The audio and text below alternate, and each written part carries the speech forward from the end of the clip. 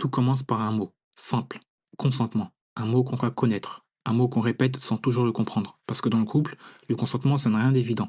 Le consentement, c'est pas juste dire oui ou non. C'est pas une case à cocher, une bonne fois pour toutes, non. Le consentement, c'est vivant. Ça commence quand l'un des deux en a envie et ça s'arrête quand l'un des deux n'en a plus envie. Simple sur le papier, on est d'accord.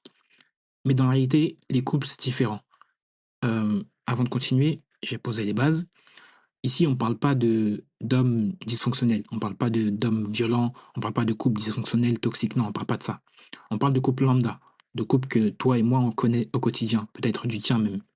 On parle de couples comme il en existe partout.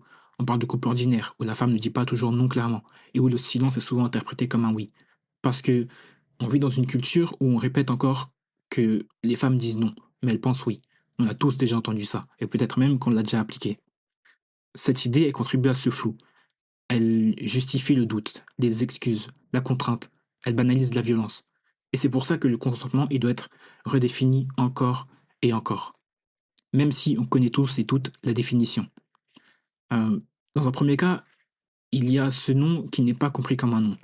Un refus subtil, un corps tendu, une phrase floue, et l'autre qui se persuade que c'est bon, elle veut quand même. Et puis, il y a l'autre situation, celle où au départ, elle avait dit oui. Tout semblait aller, et puis à un moment donné, quelque chose a changé. Elle a plus envie, elle se sent mal ou juste absente. Mais elle ne dit rien.